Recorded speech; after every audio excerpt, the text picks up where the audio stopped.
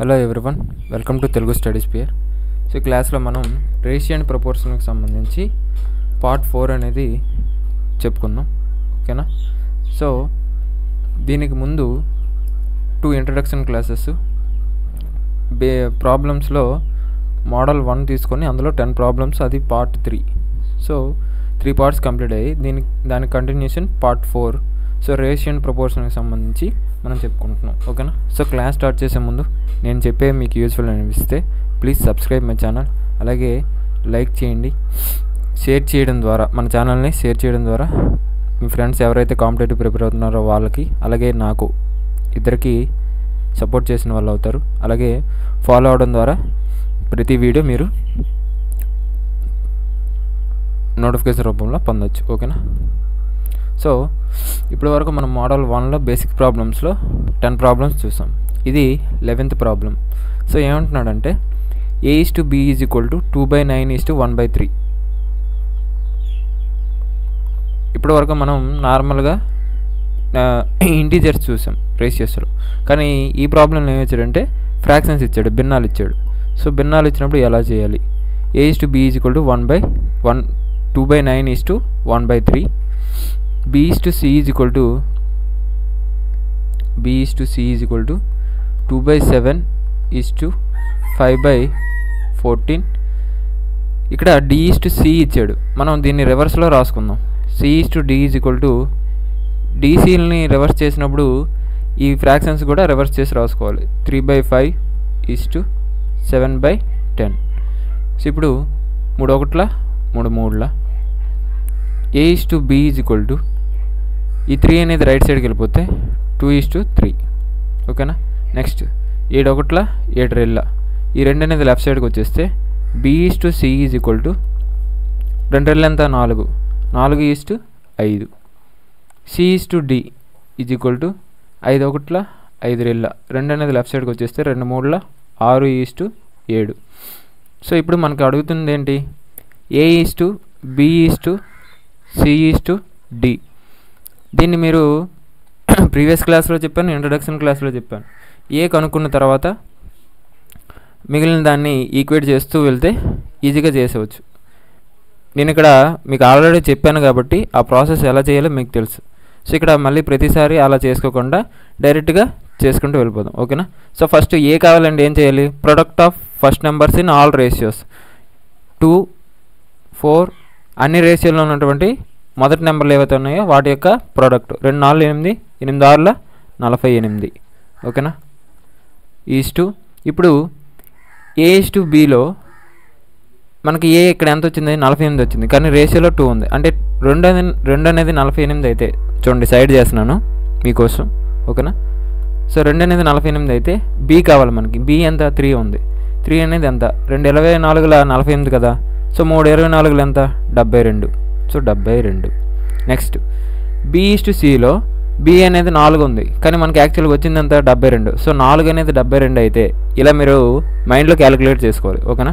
4 అనేది 72 అయితే 5 అనేది ఎంత? 4 18 72 కదా. 5 18 ఎంత? 90. నెక్స్ట్ d కావాలి. d కావాలంటే c:dలో 6 అనేది మనకి రేషియోలో 6 ఉంది, కానీ మనకు వచ్చిన యాక్చువల్ వాల్యూ ఎంత? 90. సో 6 అనేది 90 అయితే 7 అనేది ఎంత? 6 ఎంతలు 90, 6 15 90, 16 90 కదా. సో 7 15 ఎంత? 105. అంతేనా? సో అన్నీ కూడా 3తో భాగించబడతాయి. సో డివైడెడ్ బై 3 చేస్తే 3 16 48 కదా. 3 24 72 కదా. 3 30 90, 3 35 105. సో ఇంకా ఈ 4 నెంబర్లు కూడా 1తో తప్పించి ఇంకా మిగతా ఏ నెంబర్స్తో కూడా డివైడ్ అవ్వు.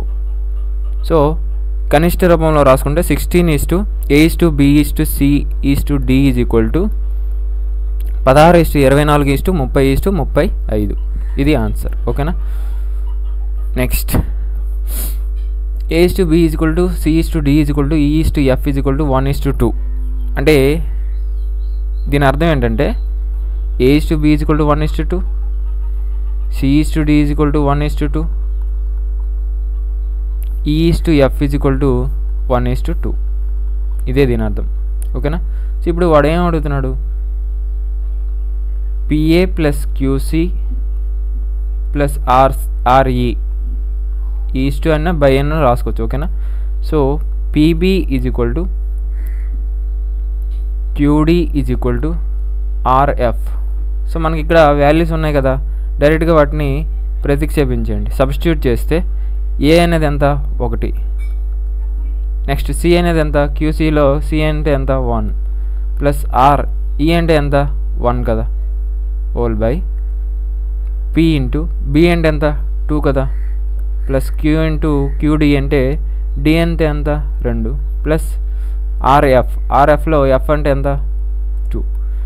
సో పైన P into 1 P, Q into 1 Q plus R into 1 R by ఈ కింద హారంలో డినామినేటర్లో 2 అనేది కామన్గా ఉంది. సో 2ని కామన్ తీసుకుంటే పి ప్లస్ క్యూ ప్లస్ ఆరే కదా. సో పైన న్యూమరేటర్లో లవంలో P plus Q plus R ఉంది, డినామినేటర్లో హారంలో కూడా P plus Q plus R ఉంది. రెండింటిని క్యాన్సిల్ చేస్తే 1/2. 1/2 అంటే 1:2. ఓకేనా. Next A is to B is equal to C is to D is equal to E is to F is equal to 1:2. So same ఇందాకలాగే A is to B అంటే ఎంత, దీని అర్థం A is to B is equal to 1:2, C is to D is equal to 1:2. నోట్స్లో రాసుకున్నప్పుడు రాసుకోండి, కానీ practice చేసేటప్పుడు మీరు ఇలా రాసుకోవద్దు. ఓకేనా. సో ఇది అవసరం లేదు, జస్ట్ మీకు చూస్తే అర్థమైపోతుంది, కాకపోతే కొంతమంది కోసం రాస్తున్నాను. ఓకేనా. ఇది ఇప్పుడు మనకు వాడు అడుగుతుంది ఏంటి, 2A plus 3C plus 4E అంతేనా, whole by 3B plus 4D minus F. 2A ఏ అంటే ఎంత 1 కదా, ప్లస్ 3C సి అంటే ఎంత 1 ప్లస్ 4E ఈ అంటే ఎంత 1 బై 3B బి అంటే ఎంత 2 ప్లస్ 4D అంటే ఎంత 2 మైనస్ ఎఫ్ అంటే ఎంత 2. 2 ఒకట్ల 2 ప్లస్ 3 ఒకట్ల 3 అని 2 3 4. సో 2 ప్లస్ 3 ప్లస్ 4 ఎంత 9 బై 3 రెళ్ళు ఎంత 6 ప్లస్ 4 రెళ్ళు ఎంత 8, 6 8 ఎంత 14 మైనస్ 2. 9/12. 9/12 అంటే 3 3 3 4. సో ఆన్సర్ ఎంత 3:4. ఓకేనా. Next A is to B is equal to 5:7, C is to D is equal to 2A is to 3B. అయితే AC is equal to BD. AC is equal to BD. మీకు concepts introduction క్లాసెస్లో చెప్పినప్పుడు compound ratio అనేది ఒకటి చెప్పాను. Compound ratio of A is to B and C is to Dకి AC is to BD అని చెప్పాను compound ratio. So అయితే చూస్తే ఇక్కడ A is to B value డైరెక్ట్గా ఇచ్చేసాడు 5:7, కానీ C is to D ఏం చేశాడు 2A is to 3B ఇచ్చాడు. ఏ ప్లేస్లో ఎంత వేసుకోవాలి, ఏ అంటే ఎంత 5:3, B అంటే 7 ఎంత, C is to D is equal to 2 5 10 is to 3 7 21. మనకి ఏం కావాలి, AC is to BD కావాలి, కాంపౌండ్ రేషియో కావాలి. సో AC ఎంత, ఏ అంటే ఎంత 5 ఇంటూ సి అంటే ఎంత 10 ఈజ్ టు బి అంటే ఎంత 7, డి అంటే ఎంత 21, 5 10 50 ఈజ్ టు 7 21 147. సో ఈ రెండు కూడా ఒక నెంబర్తో పోవు కదా. So 50 is to 147. ఓకేనా. Next A is to B is equal to C is to D. అయితే MA plus NC by whole by MB plus ND is not equals to అన్నాడు. సో నాట్ ఈక్వల్స్ టు, దీనికి options అవసరం, ఒకసారి options ఇస్తాను.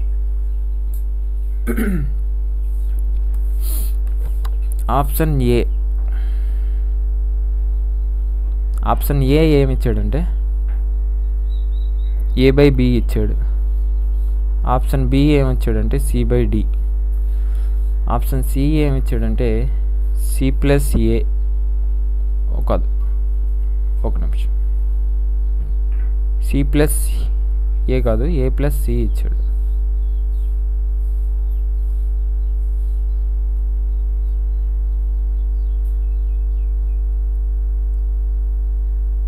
A+C by B plus D. D ఏమి ఇచ్చాడంటే C minus A by B minus D. So ఇప్పుడు A is to B is equal to C is to D అయితే MA plus NC by whole by MB plus ND is not equals to అన్నాడు. ఇప్పుడు first option A తీసుకోండి. MA plus NC by MB plus ND is equal to A by B తీసుకుంటే ఇప్పుడు దీనికి సమానం అవుతుంది. ఎందుకు సమానం అవుతుంది? ఇది కరెక్టే. M A plus NC by MB plus ND is equal to A by B అనేది కరెక్ట్ స్టేట్మెంట్. ఎందుకు? ఇక్కడ ఏ యొక్క కోఎఫిషియంట్ ఎంత? ఎమ్. ఏ యొక్క కోఎఫిషియంట్ ఎమ్, అలాగే బి యొక్క కోఎఫిషియంట్ ఎంఏ. సో రెండింటి యొక్క కోఎఫిషియంట్ అనేది సమానంగా ఉంటే, ఈక్వల్గా ఉంటే ఏ బై బి అనేది దానికి పాసిబుల్ అవుతుంది. ఓకేనా? సో ఇప్పుడు ఏ బై బి అనేది కరెక్టే. నెక్స్ట్ బి తీసుకోండి, సి బై డి తీసుకోండి. సి బై డి కూడా కరెక్టే. ఎందుకు? సి యొక్క కోఎఫిషియంట్ ఎన్, డి యొక్క కోఎఫిషియంట్ ఎన్, రెండింటి యొక్క కోఎఫిషియంట్ కూడా ఎన్ఏ. సో ఇది కూడా అవుతుంది. ఇప్పుడు నెక్స్ట్ సి తీసుకోండి, A plus C by B plus D. First ఈ రెండింటిని కన్సిడర్ చేస్తే ఈ రెండు ఈక్వల్ అవుతుంది కదా. అలాగే సి బై డి కూడా అవుతుందా లేదా? రెండింటి యొక్క కోఎఫిషియంట్లు సమానంగా ఉన్నాయి. సో ఇది అవుతుంది. సో ఇప్పుడు నెక్స్ట్ డి ఆప్షన్ తీస్తే MA plus NC by MB plus ND, ఇది C minus A by B minus D ఇచ్చాడు. ఇక్కడ ఈ రెండింటిని కన్సిడర్ చేస్తే, లేదంటే ఎంసి ఉంది, సి యొక్క కోఎఫిషియంట్ ఎంత? ఎన్, బి యొక్క కోఎఫిషియంట్ ఎంత? ఎమ్. సో రెండు వేరువేరుగా ఉన్నాయి కదా. సో ఇది కాదు, not equals to. So answer ఏంటంటే C minus A by B minus D. ఒకవేళ మీకు నెగిటివ్లో కావాలనుకోండి, నెగిటివ్లో కావాలనుకున్నా కూడా A minus C by B minus D. ఎందుకు? ఈ రెండింటి కోఎఫిషియంట్ ఎమ్, ఈ రెండింటి కోఎఫిషియంట్ ఎన్, రెండు సమానంగా ఉన్నాయి కాబట్టి అది అవుతుంది. ఓకేనా? ఒకవేళ C minus A by D minus B అన్నాడు అనుకోండి, ఇది కూడా సేమే. ఎందుకు? కోఎఫిషియంట్లు అనేవి ఈక్వల్గా ఉన్నాయి. సో కోఎఫిషియంట్ అనేది ఈక్వల్గా ఉంటే ఈక్వల్ అవుతుంది, కోఎఫిషియంట్లు అనేవి ఈక్వల్గా లేకపోతే not equals to. So answer ఏదంటే C minus A by B minus D. ఓకేనా? Next, Lakshmi's marks in history and geography are in the ratio of 5:7. So Lakshmi ఒక ఎగ్జామ్ రాసింది. ఆ ఎగ్జామ్లో హిస్టరీకి ఉన్న జాగ్రఫీకి మార్క్స్ యొక్క రేషియో ఇచ్చాడు. ఎంత? హిస్టరీలో 5 పార్ట్స్ 5:7 అయితే if C got 14 marks more in geography then in history. History కన్నా జాగ్రఫీలో 14 మార్కులు ఎక్కువ వచ్చాయంట. So what are the history marks? History marks ఎన్ని అని అడుగుతున్నాడు. రేషియోలో హిస్టరీకి జాగ్రఫీకి ఎన్ని పార్ట్స్ తేడా ఉంది? 2 పార్ట్స్ తేడా ఉంది. సో 2 పార్ట్స్ అనేది 14 అయితే అదే కదా మనకి ఇచ్చాడు. సో ఏం అడుగుతున్నాడు? మనకి హిస్టరీ అడుగుతున్నాడు. హిస్టరీ అనేది ఎన్ని? 5 పార్ట్స్. సో 5 అనేది ఎంత? 2 1 2 7. సో 5 × 7 35 మార్కులు. ఓకేనా? హిస్టరీలో ఎన్ని వచ్చాయి? 35 మార్క్స్ వచ్చాయి.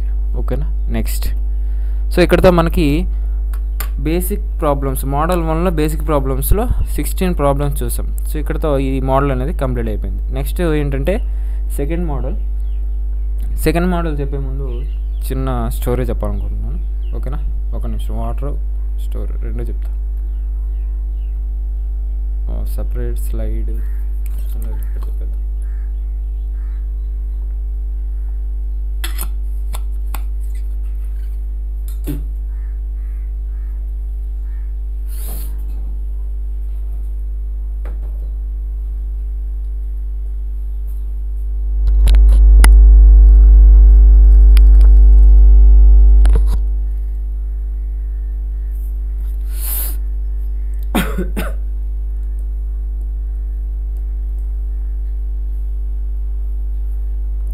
ఇప్పుడు మనకి జీవితంలో కొన్ని సమస్యలు ఎదురవుతాయి. సో అవి మనకు ఎలా అనిపిస్తాయి అంటే పరిష్కారం లేనివి, అంటే వాటిని పరిష్కరించలేము అని మనకి కొన్నిసార్లు అనిపిస్తుంది. అలాంటి సమస్యలు ఎదురైనప్పుడు పరిష్కారానికి ప్రయత్నించకుండా దాన్ని విడిచిపెట్టి వెళ్ళిపోవడం మనకి సులభంగా అనిపిస్తుంది, అంతే కదా. ఇప్పుడు కొన్ని సమస్యలు వచ్చేవి, వాటిని తీర్చలేమేమో అని మనకు అనిపిస్తుంది. అలాంటప్పుడు వాటిని విడిచిపెట్టి వెళ్ళిపోతే మనకి కొంచెం అది మంచిది అని అనిపిస్తుంది. ఏదైనా ఇలాంటి సమస్యలు వివాహంలో కానీ, అంటే పెళ్ళయ్యకి కానీ, లేదంటే ఉద్యోగంలో కానీ, బంధువులు సంబంధ బాంధవ్యాలు ఇలాంటి వాటిల్లో కానీ వీటిని మనం చూడగలం, అంటే తీరని సమస్యలు కదా. సో ఇప్పుడు విజయం సాధించేవారు ఎదురు దెబ్బలు తినరా? ఇప్పుడు విజయం సాధించిన వాళ్ళు ఎదురు దెబ్బలు తినలేదా? తింటారు, కానీ నాశనం అయితే అయిపోరు కదా, అంతేనా. సో సాధించడానికి ప్రయత్నించే వాళ్ళు ఎదురు దెబ్బలు తింటారు, కానీ నాశనం అయిపోరు. మనం అందరం కూడా జీవితంలో ఎన్నో ఇబ్బందులు ఎదుర్కొన్న వాళ్ళమే కదా. సో ఇప్పుడు కానీ వాటమిని మనం పొందినంత మాత్రాన మనం ఓడిపోయినట్లు అవుతుందా? సో ఓడిపోయిన వాళ్ళ కింద మనం లెక్క కాదు. ఓటములు మనం చూసాం, కానీ మనం ఓడిపోయినట్టు కాదు. ఇంకా చాప్టర్ అనేది ఇంకా క్లోజ్ అయిపోలేదు, ఇంకా ఉంది. అది జస్ట్ అక్కడితో ఒక పారా, అంటే ఒక చాప్టర్లో ఒక పారా అది మాత్రమే, లేదంటే అక్కడితో ఆగింది. ఇంకా నెక్స్ట్ పార్ట్ ఉంది. మీరు అక్కడితో ఎందుకు అయిపోయిందని ఆపేస్తున్నారు? సో నేను ఇప్పుడు మొండితనానికి పట్టుదలకి తేడా ఏంటో తెలుసా మీకు? తెలిస్తే కామెంట్ చేయండి. సో మొండితనం అనేది పట్టుదల అనేది రెండు ఒకటి కాదు, రెండు వేరు. ఎలా అంటే ఇప్పుడు పట్టుదల ఉన్నవాళ్ళు ఒక పనిని ఎలాగైనా సరే చేసి తీరాలి, పట్టుదల ఉన్నవాళ్ళు ఒక పనిని ఎలాగైనా సరే చేసి తీరాలి అని అనుకుంటారు, అంతేనా. సో ఆ పనిని ఎలాగైనా సరే చేసి తీరాలని చూస్తారు. కానీ మొండితనం అంటే ఒక పనిని ఎలా చేయకుండా ఉండాలో అనే విషయం పైన మొండిగా ఉంటారు, అంతేనా. ఒక పనిని ఎలా చేయకుండా ఉండాలో అదే దానిపైన మాత్రమే వాళ్ళు మొండిగా ఉంటారు. ఇప్పుడు కొంతమంది టాలెంట్ లేకపోవడం వల్ల, లేదంటే నాకంత మెమరీ పవర్ లేదు అని,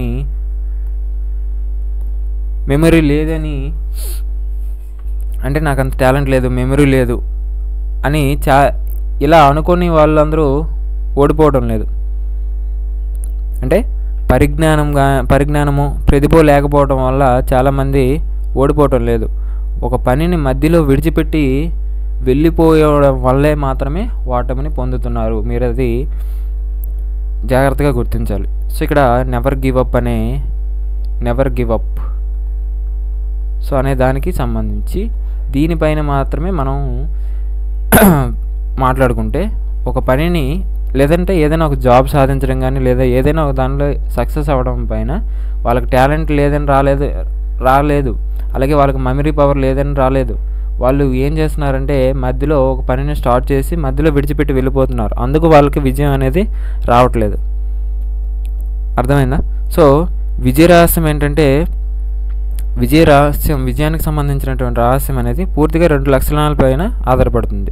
ఏంటి ఆ 2 లక్షణాలు అంటే, పట్టుదల, దేన్నైనా ఎదిరించి నిలవగల మన సామర్థ్యం. ఒకటి పట్టుదల. విజయానికి రహస్యాలు ఏంటంటే, ఒకటి పట్టుదల, అలాగే దేన్నైనా ఏ కష్టం వచ్చినా, ఆ జర్నీలో నీకు ఏదైనా కష్టం వచ్చినా దాన్ని విడిచిపెట్టి వెళ్ళకుండా ఎదిరించి నిలబడగల మనస్థైర్యం, మనోబలం. అంటే మనకు గుండెలో గట్టిగా అనుకోవడం. సో ప్రతిసారి ఏదైనా వచ్చినప్పుడు నేను ఇది సాధించగలను, నేను ఇది పూర్తి చేయగలను అని మీరు దృఢ సంకల్పంతో ఉండాలి. అలా చేశారనుకోండి, సో మీరు ఆటోమేటిక్గా విజయం సాధిస్తారు.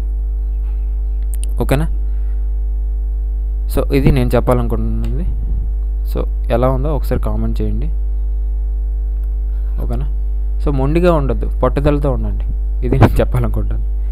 ఓకేనా? సో మనం ఏదైనా విజయం సాధించలేకపోతున్నామంటే మనకి పట్టుదల అనే క్వాలిటీ అనేది లేదు, పట్టుదల లేకపోవడం. ఓకేనా? సో నెక్స్ట్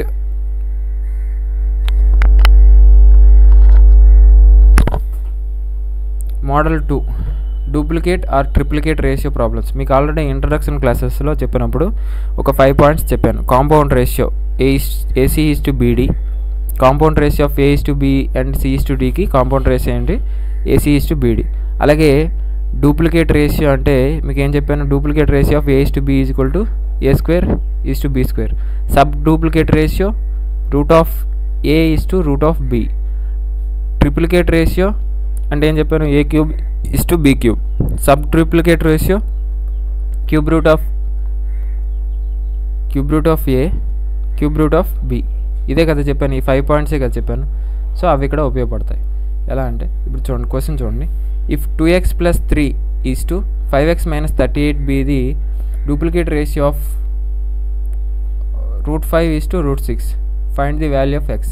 ఏమంటున్నాడంటే 2x + 3 బై ఈస్ట్ అంటే బై అని రాసుకోవచ్చు. సో 5x - 38 = దీని యొక్క డూప్లికేట్ రేషియో ఏంటంట? డూప్లికేట్ రేషియో అంటే ఏంటి? A²:B² కదా. సో ఆ రూపంలో రాసుకుంటే √5² బై √6². సో స్క్వేర్కి రూట్కి క్యాన్సిల్ అయిపోతే 2x + 3 బై 5x - 38 = 5/6. ఇప్పుడు మనకి x వాల్యూ కావాలంటే అడ్డగుణకారం చేయొచ్చు. అడ్డగుణకారం చేసి ఎలా చేయాలో చూస్తే 6 రెళ్ళు ఎంత? 12. So 12x + 6 3 18 = 5 × 5x 25x minus 5 × 38. ఒకవేళ 5 × 38 చేయలేరు అనుకోండి, 38ని 42గా రాసుకోండి, -2గా. సో 6 4 ఎంత? 24, 240. సారీ 5 ఇంటికి చేయాలి. సో 5 4 20, 200, 5 రెళ్ళ 10 ఎంత? 190. ఇంతేనా? ఇప్పుడు 12xని right side -190ని left side తీసుకెళ్ళిపోతే 190 + 18 = 25x - 12x. దీన్ని తిరిగేసి రాసుకుంటే 25లోంచి 12 తీస్తే ఎంత? 13x = 190 + 18 208. 13 1 13 16. మీకు చెప్పాను ఆల్రెడీ 20 ప్రాబ్లమ్స్ అప్ టు 20 వరకు నేర్చుకోండి. సో ఎక్స్ ఎంత? ఎక్స్ వాల్యూ ఎంత? 16. ఇప్పుడు ఎక్స్ వాల్యూ కనుక్కోవడం ఇంకా ఈజీగా చేయొచ్చు. సో ఇప్పుడు నేను చెప్పబోయే కాన్సెప్ట్ అనేది కొంచెం నేర్చుకోండి. ఇక్కడ నుంచి ప్రాబ్లమ్స్ మనం ఎక్స్ వాల్యూ ఎలా దానిపైన ఆధారపడే కనుక్కుంటాం. ఓకేనా? So 2x + 3 by 5x - 38 = 5/6. ఇక్కడ మీరు గుర్తుంచుకోవాల్సిన విషయాలు రెండే రెండు. ఒకటి, సేమ్ సైన్ అయితే డిఫరెన్స్ తీసుకోవాలి. సేమ్ సైన్ అయితే డిఫరెన్స్ తీసుకోవాలి. ఆపోజిట్ సైన్ అయితే సమ్ చేయాలి, కలపాలి. ఓకేనా? సేమ్ సైన్ అయితే డిఫరెన్స్, ఆపోజిట్ సైన్ అయితే సమ్. ఎలా అంటే ఇప్పుడు 2x 5x తీసుకోండి. 2x 5x సేమ్ సైన్ కదా, పాజిటివ్ కదా రెండు. +2x + 5x రెండు సేమ్ సైన్. సేమ్ సైన్ అప్పుడు ఏం చేయాలి? డిఫరెన్స్ చేయాలి. ఏమి యొక్క డిఫరెన్స్? 6 రెళ్ళు ఎంత? 12x, 5 5 ఎంత? 25x. ఇక్కడ 13x. 25లోంచి 13 తీస్తే 25లోంచి 12 తీస్తే 13 కదా. So 13x. ఇక్కడ ఈ మైనస్ ఇవన్నీ పక్కన పెట్టండి. సో ఇక్కడ నేను ఏం మైనస్లు ప్లస్లు పక్కన పెట్టేస్తే 25లో ఈ రెండింటికి డిఫరెన్స్ ఎంత? 13x. ఇది నెక్స్ట్. ఇప్పుడు నెక్స్ట్ +3కి -38, +3 -38 ఆపోజిట్ సైన్ కదా. ఆపోజిట్ సైన్ అయినప్పుడు ఏం చేయాలి? సమ్ చేయాలి, కలపాలి. సో 6 3 ఎంత? 18 ప్లస్ 5 38 ఎంత? ఇందాక వచ్చింది కదా 190. ఈ రెండింటిని కలిపితే 208 అంతేనా. So 13x is equal to 208. ఈ చెప్పినటువంటి ఈ కాన్సెప్ట్ ఈ రెండు మీకు మైండ్లో ఉంటే ఇది చేయాల్సిన అవసరం లేదు, డైరెక్ట్గా ఇలా రాసేవచ్చు మీరు. ఓకేనా. సో ఇప్పుడు మీకు అర్థం అవడం కోసం సెపరేట్గా రాశాను. ఈ 2 స్టెప్లు మీరు ఇది మైండ్లో క్యాలిక్యులేట్ చేసుకోవాలి. ఓకేనా. సో ఇప్పుడు ఎక్స్ వాల్యూ ఎంత 16 కదా, ఇందాక వచ్చింది కదా, 13 పదాలు 208. Next if 3x minus 7 is to 4x plus 3 is sub-triplicate ratio of 8:27. Find the value of x. 3x minus 7 by 4x plus 3 is equal to 8/27 అంతేనా. సో దీన్ని ఏ విధంగా రాసుకోవచ్చు, 8ని సబ్ ట్రిప్లికేట్ రేషియో అన్నాడు కదా. సబ్ ట్రిప్లికేట్ రేషియో అంటే cube root of a is to cube root of b, ఇదే కదా. So దీన్నే 8నే క్యూబ్ రూట్ ఆఫ్ 2 క్యూబ్గా రాసుకోవచ్చా. ఇది యాక్చువల్గా మనం ఎలా రాసుకోవాలి, ఎందుకు cube root of sub triplicate ratio అన్నాడు కాబట్టి cube root of 8 cube root of 27. 8ని 2 క్యూబ్గా రాసుకోవచ్చు కదా, అలాగే క్యూబ్ రూట్ ఆఫ్ 27ని 3 క్యూబ్గా రాసుకోవచ్చు కదా. సో క్యూబ్కి దీనికి క్యూబ్ రూట్కి 3కి క్యూబ్కి పోతే ఇప్పుడు 3x minus 7 by 4x plus 3 is equal to 2/3. ఇప్పుడు సేమ్ సైన్ ఉన్నప్పుడు ఏం చేయాలి, సేమ్ సైన్ ఉంటే డిఫరెన్స్, ఆపోజిట్ సైన్ ఉంటే సమ్ చేయాలి, కలపాలి. ఇప్పుడు 3x 4x రెండు పాజిటివ్ అయినప్పుడు డిఫరెన్స్ తీసుకోవాలి. 3 × 3x 9x, మీకు అర్థం అవడం కోసం రాస్తున్నాను, మీరైతే ఇది రాయద్దు. ఓకేనా. 3 × 3x 9x డిఫరెన్స్ కాబట్టి 2 × 4 8x x. అలాగే ప్లస్ -7 + 3 ఆపోజిట్ సైన్ సమ్ చేయాలి. 3 7 21. మీరు అక్కడ జస్ట్ ఫస్ట్ అవి ఆపోజిట్ సైన్ సేమ్ సైన్ అన్నప్పుడు మాత్రమే అవి సైన్లు తీసుకోండి, తర్వాత ఇది చేసేటప్పుడు సైన్లు తీసుకోవద్దు. నెక్స్ట్ 2 3 ఎంత 6 కలిపితే 27. సో ఎక్స్ వాల్యూ ఎంత 27, ఇది ఆన్సర్. సో ఇక్కడతో ఈ సెకండ్ మోడల్ కూడా కంప్లీట్ అయింది. ఇక్కడతో నేను క్లాస్ ఎండ్ చేస్తున్నాను. సో క్లాస్ అనేది నేను చెప్పేది మీకు యూస్ఫుల్ అనిపిస్తే ప్లీజ్ సబ్స్క్రైబ్ మై ఛానల్. అలాగే బాగానే చెప్తున్నానంటే అనిపిస్తే ఒక లైక్ చేయండి, అలాగే ఛానల్ని షేర్ చేయడం ద్వారా సపోర్ట్ చేస్తారని కోరుకుంటున్నాను. ఛానల్ని ఫాలో అవడం ద్వారా మీరు ఇంకా మోర్ నాలెడ్జ్ని పెంచుకోవడానికి అవకాశం అనేది ఉంది. ఏమైనా డౌట్స్ ఉంటే కామెంట్ చేయండి. ఓకేనా. Thank you.